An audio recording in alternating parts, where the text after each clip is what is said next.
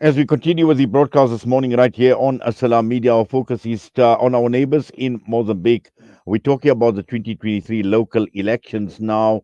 We know that for a long time, Frelimo, which is a party that has been ruling Mozambique for close on to 48 years, once again securing an overwhelming victory in the recent local elections.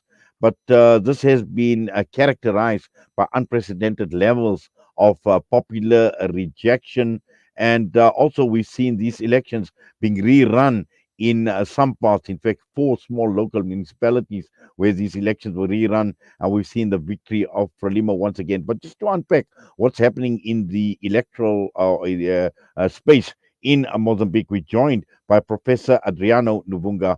Professor Adriano, good morning to you, sir, and welcome to the show. Good morning, and thank you very much for having me. Thank you. Yes, obviously of interest, and for us in South Africa, there's a huge interest. You are our neighbors in Mozambique, and we take a keen interest in what is taking place, and in terms of governance, both on a national and a local level. And it does appear that at this point in time, there seems to be a lot of rejection. There seems to be a fair amount of dissatisfaction, even with local elections, and we've seen the example of four of these local elections that were rerun. Absolutely. This is Mozambique's worst election. It is really an election which does not qualify to be a democratic election.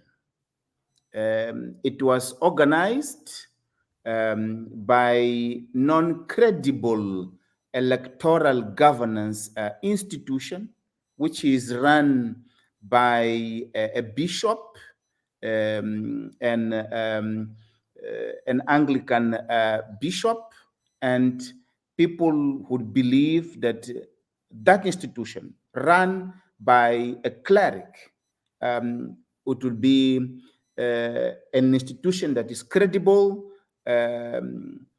working according to the laws, and also giving credibility, but quite the opposite.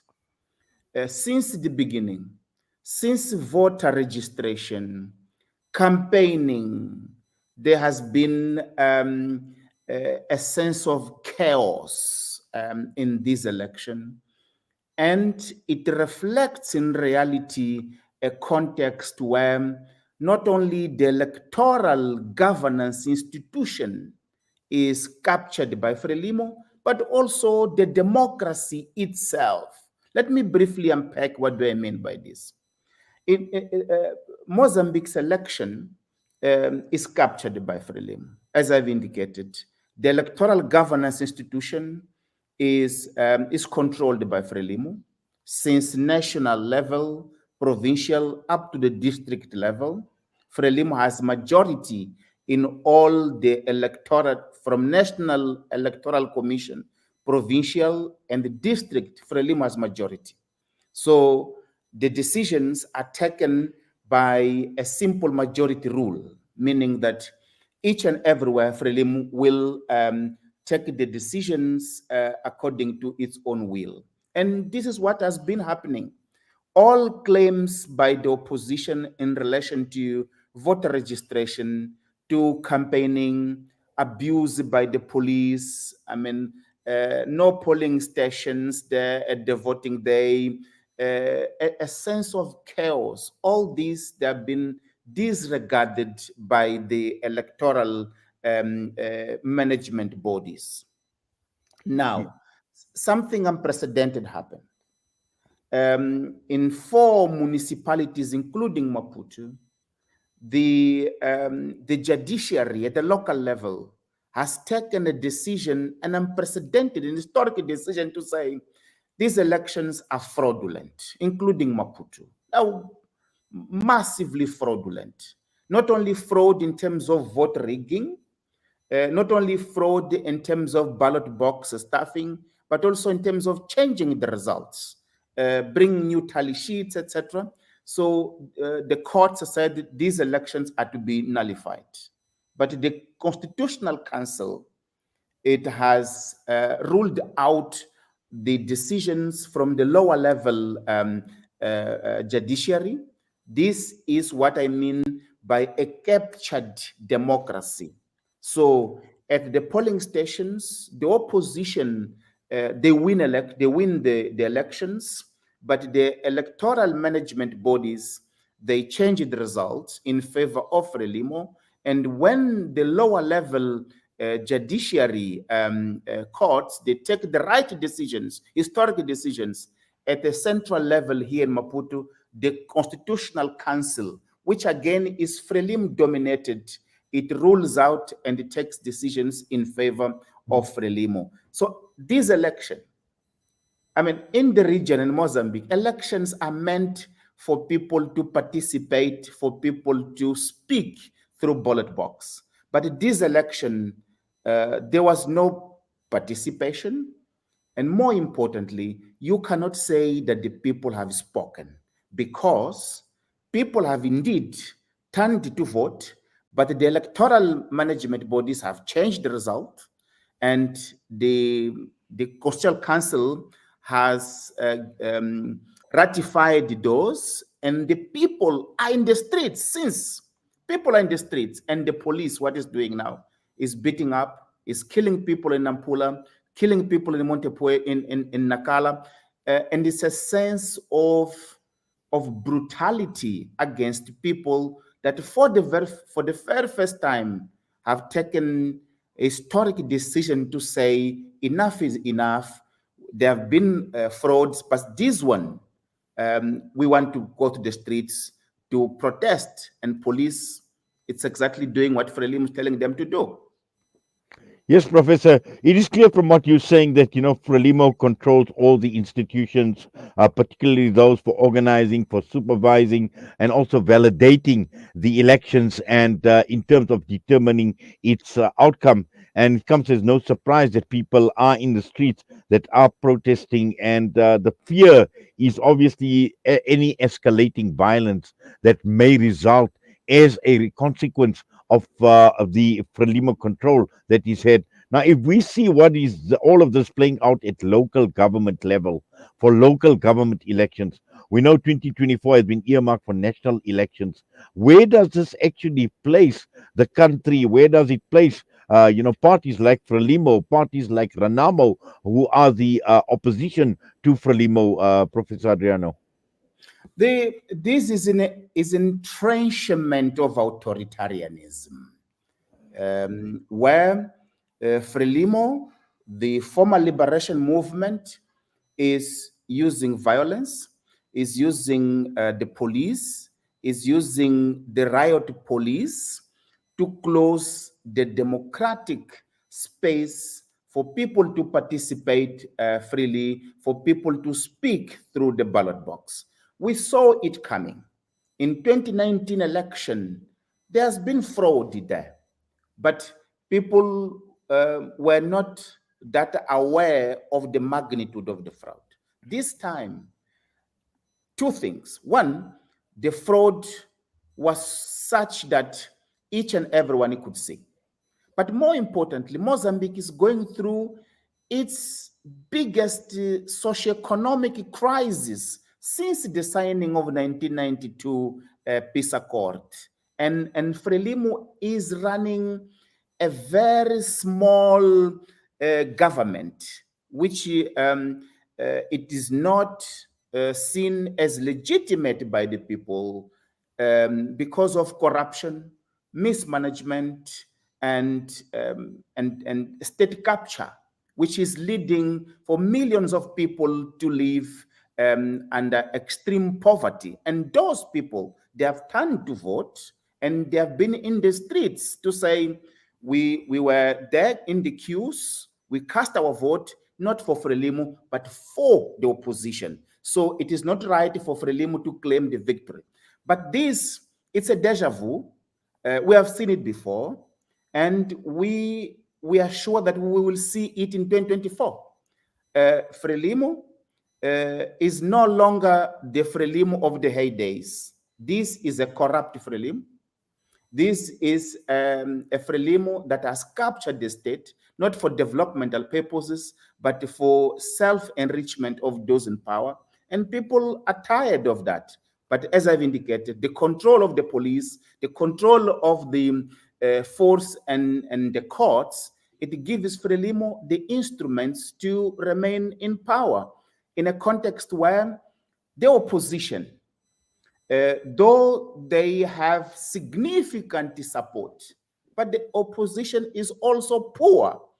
And the reason why the opposition is poor, and this is important for South Africans and Africans to understand, the reason why the opposition is so poor in Mozambique is because Mozambique is a highly centralized government system. So the opposition, though they have representation in parliament, but in reality, they have no participation in governance. Without participation in governance, they lack the means, they lack the understanding. So it perpetuates a system where Frelimo gives the impression that it is the state. So it remains out there, but not using that power for development. And as you clearly indicate, this is like a runaway for the 2024 election, where we believe that in a free and fair election, Frelimo would lose, but Frelimo will use the very same instruments to win a victory which is not legitimate, which is not seen by the people as legitimate. Yes, Professor, it's actually said when you speak about a socio-economic situation, the dire position that people find themselves in, because Mozambique, there is no shortage of resources in Mozambique. In fact, it's got the longest coastline in Africa. It's got so many resources, and we've seen further up north as well in terms of all the fighting and the killing that had taken place, and all of this has actually hampered the growth of Mozambique. And this is a country that has got huge potential. But unfortunately, as you mentioned, for the reasons that you speak about, the government, you speak about Frelimo not being the government of the old. Sadly, we're in a similar situation in South Africa. When we look at the ANC government, is the ANC government, we question that whether the ANC government of today is the government that had fought for the liberation of our country. And this seems to be the pattern, this seems to be the trend, in terms of what Mozambique, South Africa, and we see it even in some of the other countries. You are in a better situation, believe me, because you have a state which is emancipated from the ANC. So you could see Zuma being taken to court. It means there is a state, there is a judiciary that is independent. Here, everything is about Frelimo.